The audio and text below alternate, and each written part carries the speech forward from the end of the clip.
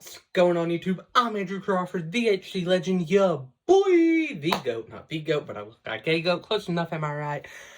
I think I'm right. And today on the channel, I will be discussing the end of my list, my top 10 favorite wrestlers. I have went all the way from 100 down to 11, but this right here is who I am as a wrestling fan. These people have inspired my fandom and at times found a way to keep it alive. Without further ado, let's get right into it. Number 10, the Game, the Cerebral Assassin, the 15-time world champion, Triple H. Triple H is one of those guys that you look back fondly on even his biggest over pushes and times where he shouldn't have won a match. You're like, okay, but what? The match was probably a banger. And then you go watch the match and you're like, okay, it was still pretty good. Because Triple H was good for three things. One, getting a 5-star match out of a broomstick. He could have done that. I promise you he could have. He had a great mind for the business, could talk. Triple H was everything that a pro wrestler should be. From his physique, the way he talked, the way he carried himself, Triple H is one of the very best, not only on camera, but we look at what he's been doing behind the scenes since taking over creative, and he's had a couple of things where you're like, really, bro, why would you do that? But he's also had his fair share of CM Punks, damage controls, and the first WrestleMania under his belt could go down as a top 10 of all time WrestleMania. Triple H is that guy. Put some respect on his name if you haven't already. Number 9, the master of the 619, Rey Mysterio. Rey Mysterio is, with no doubt in my mind, the greatest luchador to ever put on a mask. And he started wrestling, get this, when he was 16 years old, and he is now on his way to 50. He's like 46. And sometimes I look at this guy like he's a fine wine because he's only gotten better as time has went on. He has had matches that he has had a 5-star match in every promotion he was in. Eddie Guerrero, Halloween Havoc, 97, WCW.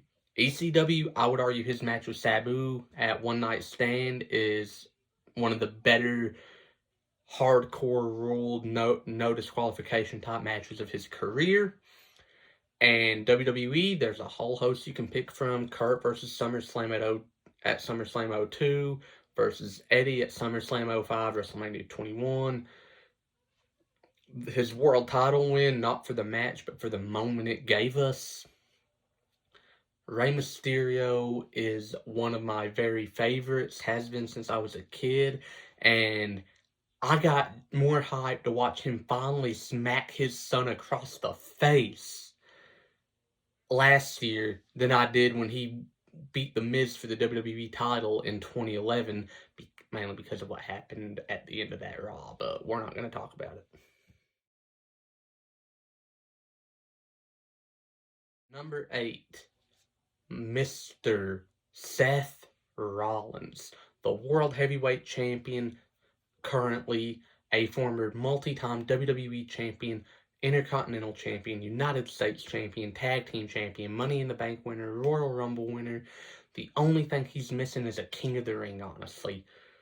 And given that they'll probably never bring that back, you know what, Seth, you've had a heck of a career.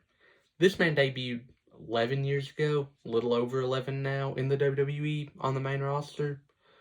And since then, he has been going at Usain Bolt pace, just not slowing down, putting himself through physical torture to get in the ring. Honestly, probably rushing his own knee recovery after he tore his ACL, MCL, and meniscus just to get back to doing what he loves. Seth is one of those guys that in this generation will go down as something similar to a Bret Hart or a Macho Man of his generation as far as his work rate, his execution of his moves, everything Seth does, it looks so seamless and effortless. Seth's one of the very best, not only in my generation, maybe ever. And honestly, I'd go as far as to call him the Shawn Michaels of my generation. 7, the Olympic gold medalist, Kurt Angle. Kurt Angle started out as an Olympic dude. He was used to the non-scripted, very legitimate stuff of whatever we're doing, I'm gonna be very physical and aggressive. And went on to adapting to being able to do the WWE style of things, went on to adapt to being able to give you a technical 5-star masterclass or a hardcore match that will make you wince in agony at some of the stuff they pull off. Kurt Angle is one of the most technically sound performers that the company's ever seen, and he is what Chad Gable could be. He is what Jason Jordan could have been if he had never got hurt. What Gable Steveson I will honestly say should have been, but wasn't. Kurt is phenomenal. Kurt Angle, I love you. And just a reminder that he won a gold medal with a broken freaking neck. Number 6, Chris Jericho. He is a multi-time world champion, former Intercontinental, United States, and Tag Team champion. He has partnered with Edge. He has partnered with Kevin Owens. He has partnered with plenty of phenomenal talents. He is one of the greatest pickups from WWE's purchase of WCW. And not even a pickup of that. Like, Jericho just left WCW, came to WWE, and decided, I'm going to make a statement right off rip. Came out, interrupted The Rock. And has went on to cut some of the best promos and have some of the most entertaining gimmicks of all time. My personal favorite Jericho gimmick, his best in the world gimmick. When in 2008, he cut the crap. He started wearing suits to the ring, carrying himself like a proper, just business douchebag. Walking around, I'm the best in the world at what I do. And what I do is win. Won the world title that year, had an epic feud with Shawn Michaels, had an epic feud with Punk. His matches with Punk, that cage match was epic.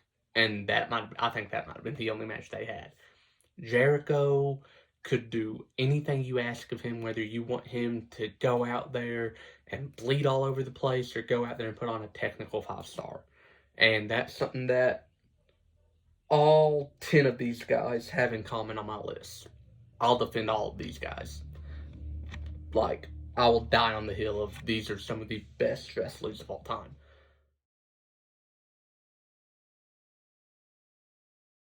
5, WWE's Apex Predator. Welcome back, Mr. Randy Orton. If it wasn't for Randy Orton, I don't know that we would have ever gotten some of the biggest moments in WWE. One of the biggest move in wrestling history. Literally, you can walk up to a person that's never watched a wrestling match in their life, and they can tell you what the RKO is. They might know it for the Vine or the meme or whatever. They know what it is. And moments-wise, RKOing Hulk Hogan across the hood of a car, thank you, Randy. But I can't say too many bad things about Hulk Hogan. He did give his life to God. Good job on that. Silly racist sack of garbage. Don't like you, Hogan. Anyways, Randy has also given us that match with Benoit at SummerSlam. I don't say what you want about Chris Benoit. I don't care. That match is incredible. He has won 2 Royal Rumbles. He's a former Intercontinental Champion, United States Champion. He's a Grand Slam Champion, Royal Rumble winner, and Mr. Money in the Bank. There we go. Randy's that guy. And like I've said about everyone else, it's a copy and paste thing. Randy could go out there give you a 5-star match or give you a hardcore match where he bleeds everywhere and it's gonna slap either way. 4, the 16-time world champion, 5-time United States champion, tag team champion, 2-time Royal Rumble winner, former Mr. Money in the Bank. The only thing this man hasn't done is win the Intercontinental Championship. John Felix Anthony Cena of West Newbury, Massachusetts. This man is one of the GOATs. I may not have the same love for him that other people do. I may not have the same respect for him that other people do. But that has all changed. Not the love, the respect. I do respect Cena for what he did. Whenever WWE lost the face of the company, when they lost out on Rock and Austin and they left, Rock went Hollywood, Stone Cold retired. Cena stepped up and said, give me the wheel. I got this. They gave Cena the wheel, they gave Cena the keys, and Cena drove that thing for years. From 2005 to 2014, you could argue that this man was the face of the company that long.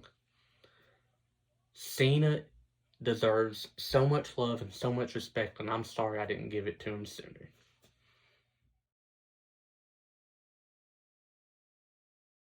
3, speaking of people that deserve all the respect, the dead man, the phenom, the 7-time world champion, the multi-time tag champion, the greatest streak in WrestleMania history of 21 consecutive wins, the phenom, the Undertaker. Undertaker is one of those wrestlers that doesn't just deserve my respect. He doesn't just deserve the fans' respect. He doesn't even deserve backstage's respect. He deserves anyone that has ever had a love for wrestling or anyone that has ever watched wrestling. He deserves their respect. I don't care if you just started watching yesterday. I don't care if you've been watching since the 70s and think that the people that came before him are better.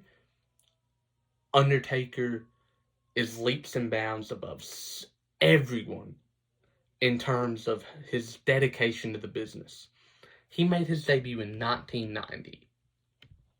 Wrestled for 20 years before people even questioned if he could still go. Retired in 2020. He had a 30-year career, and in those 30 years, what he did between the birthdays he probably missed, the Christmases, athletic events, if his kids were old enough. Undertaker sacrificed so much for wrestling, and if you have no respect for The Undertaker, you have no respect for the business. That's a hill that I won't just die on. You'll have to shoot me on it.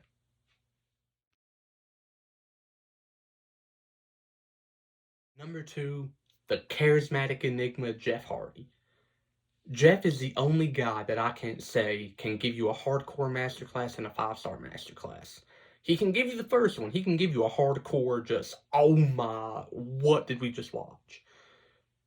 His best matches have all been TLC, ladders, steel cage matches. Something where he's like, oh, that's pretty tall. I'm going to jump off of it. And then proceeded to jump off of it, and we probably thought he was going to die.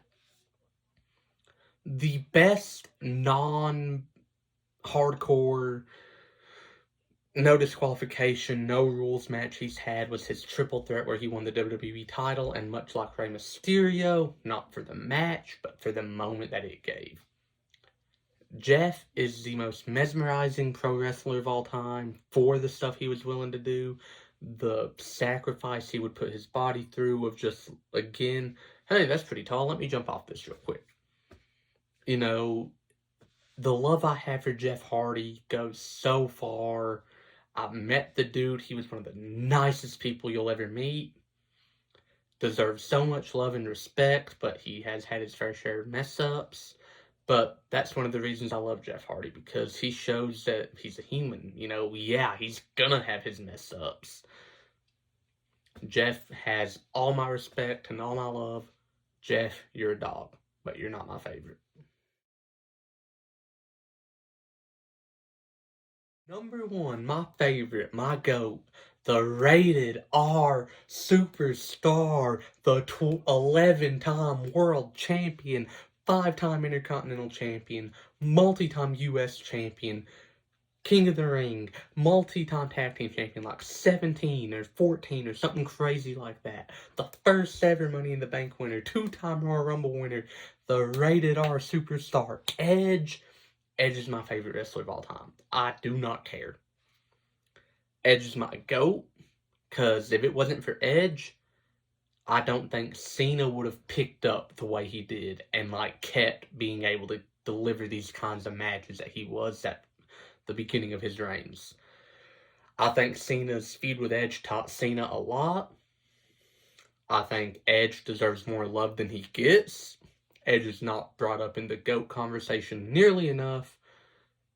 But boy, I'll bring it up. If you mention the greatest pro wrestler of all time, and you're around me, you better be ready to hear the name Rated R Superstar, Adam Copeland, Edge, whatever I gotta say, you're gonna hear Edge's name whenever you talk about the greatest pro wrestler of all time around me.